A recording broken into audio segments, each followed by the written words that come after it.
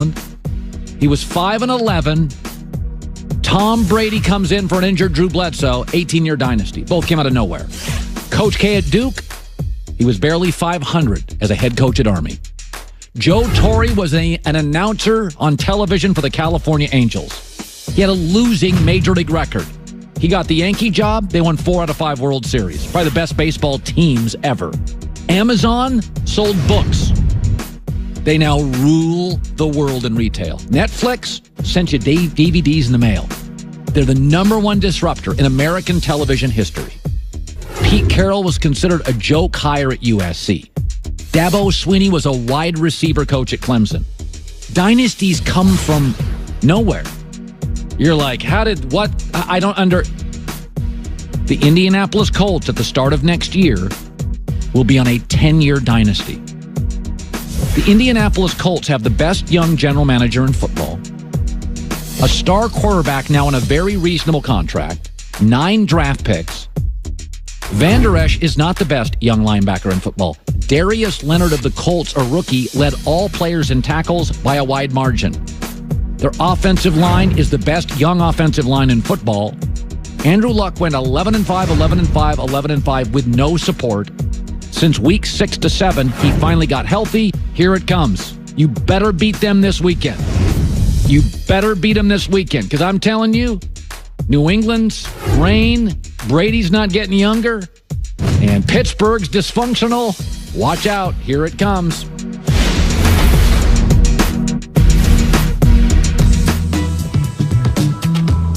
All right, as we have 4 great games this weekend, there's always been this confusion. The audience thinks we're rooting for this, we're rooting for that, we're rooting for big market, we're rooting for small market. The highest rated NBA Finals ever, I think, was Michael Jordan against the Utah Jazz. And everybody was predicting nobody'd watch because Utah is a small city. But it was a great story. And it was Michael Jordan with a 100-degree temperature and the Utah Jazz with this pesky team that gave Jordan trouble. And there was all sorts of drama. Ratings come from stories, not market size. Okay, that's the reality of it, is that Boston and the Patriots, this has been a dynasty. Alabama is a dynasty. It's not always big markets that control sports or get the ratings. It's the best stories. So the Utah Jazz Michael Jordan Finals was the highest rated finals of all time. Michael had played Barkley and the Suns. And you'd think that would be a huge rating because Barkley was a star. That was a little Utah Jazz.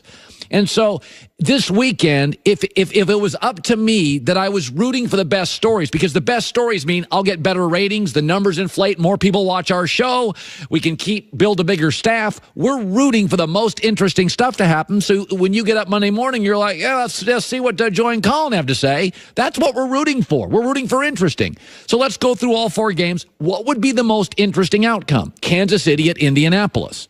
I believe the most interesting outcome is a shootout between the next Brady and Manning. For the next 10 years, Patrick Mahomes and Andrew Luck are going to go toe-to-toe. And I want a shootout. And I want Kansas City winning.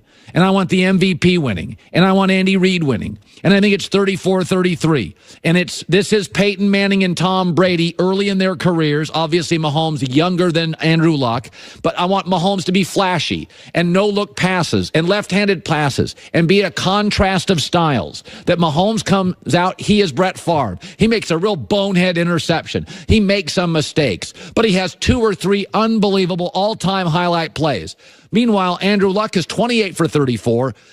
He is workmanlike, a contrast of styles. He is boring, and he is leading them down the field, and the clock runs out, and Kansas City wins a wild shootout, and we have a sense when the game is over, oh my God, we're going to see this a lot for the next decade. A Kansas City narrow win in a shootout gets everybody fired up, because we know the Chiefs are going to be around for a while. And we know the Colts with 9 draft picks on top of this and $100 million, they're going to be really good starting next year. But this one we give to Kansas City, and then they go back and forth. Okay, Dallas and the Rams. What's the most interesting outcome, Dallas and the Rams? Dallas upsets the Rams, and Dak is not good. Zeke runs for 150. The Cowboy defense is great, and Dak Prescott struggles. And for the next 4 months, 6 months, 9 months, what do we do with Dak? We're winning the division. We're winning playoff games. He's Alex Smith. What are we going to do if we pay him? And by the way, the glitzy Rams give me all sorts of stories.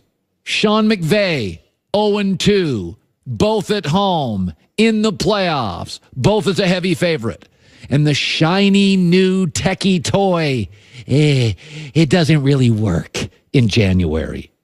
And Sean McVay is maybe a little more style than substance. I don't believe that to be true. But Kansas City in a shootout winning, Dak playing poorly and the Cowboys winning and getting to the NFC Championship. And an equally big story is the Rams are a lot of glitz, and they paid for all these big stars, and it ain't working, brother. And all those teams that picked off that Sean McVay tree are going to be a little concerned. How about New England Chargers? We said this yesterday. The Chargers don't beat New England. They beat them 33-14.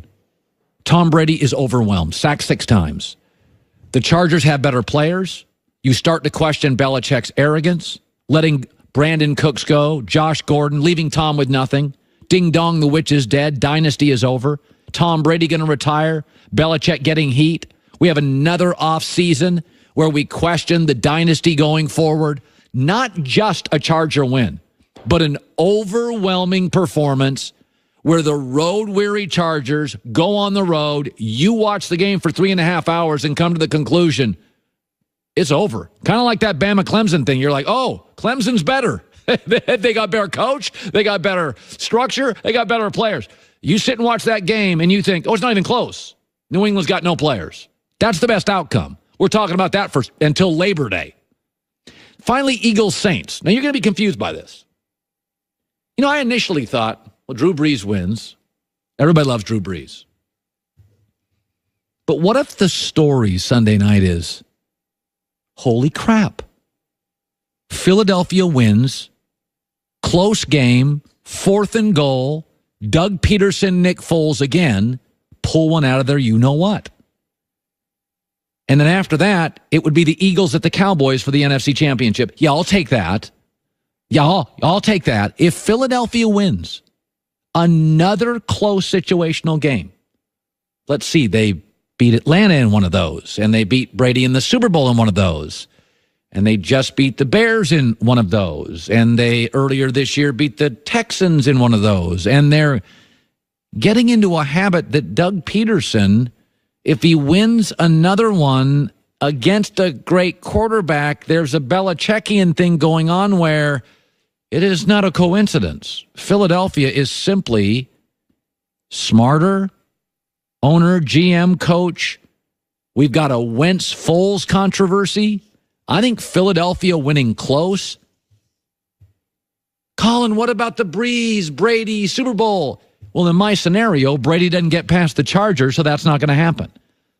If you're asking me what's interesting on Monday, what is the most angst? Kansas City wins in a shootout. Dallas wins, but Dak struggles. The Patriots get absolutely rolled. And somehow, some way, on another 4th down situational moment, the Philadelphia Eagles shock the world, and we can't figure out what the hell's going on. Here's Joy Taylor with the news. No. Turn on the news. This is the Herd Line News. So Steelers president Art Rooney II made some very illuminating comments yesterday about his disgruntled receiver, Antonio Brown. Yeah. Looks like AB's future is murky at best in Pittsburgh. Yeah. Rooney implied that Brown will be gone next season, though he gave himself just enough wiggle room to possibly reconcile. He was asked if he sees him coming back next season, and he said, as we sit here today, it's hard to envision that, but there's no sense on closing the door on anything today. We don't have to make those decisions right now. Whether the situation can be reconciled and have him back on the team next year, we're not closing the door on anything. And after the quotes hit the internets, Brown posted this photo on his social pages with the caption, "Good business, #boomin'." 3 things the Steelers ownership is: patient, quiet, and tolerant. And all 3 went out the door yesterday. They're not patient, they're losing tolerance, and they're not quiet. They don't talk.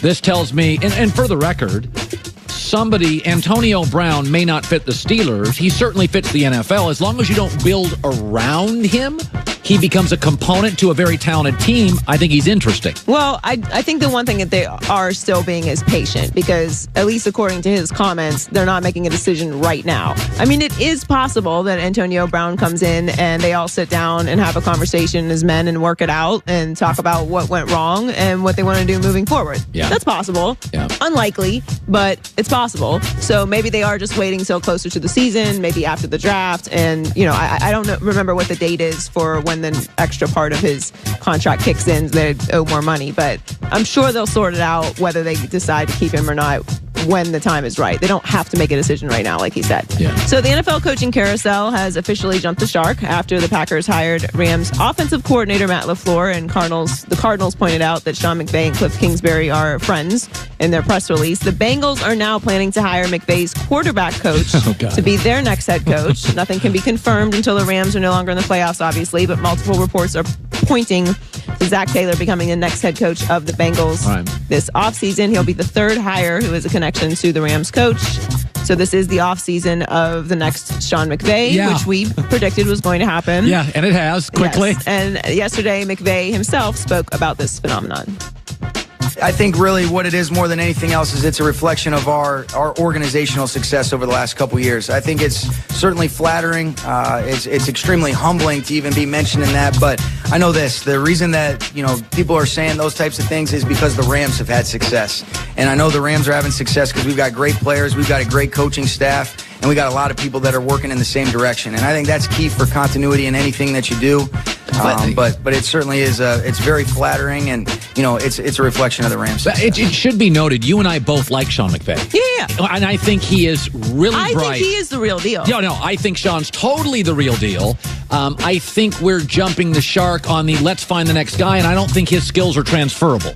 That's what it is. And that's what I said yesterday. I think that when you have someone who stands out like that, who has completely transformed Jared Goff's career and turned around an organization that looked dead, you have the spotlight on you. So people around you are going to get the spotlight too. But part of what Sean McVay is saying, and you know, he's being humble and saying the right thing, obviously, but what I also believe is that he's also smart in putting the people around him who are great at what he may not be good at. Right. Like hiring a very seasoned defensive coordinator, for example. Like you have to put people around you who are great at what you necessarily don't have time to do or aren't great at. And then they get the spotlight and it gets confused with what you really do. What I like that McVay has, and I think it's a really important component to smart people, he has self-awareness. Yes. He's like, listen, let's take a deep breath. This is kind of ridiculous. We're a great organization. I've told you before, one of LeBron's great strengths is LeBron's got pretty good self-awareness. Like, this owner's not good. My team's getting old. This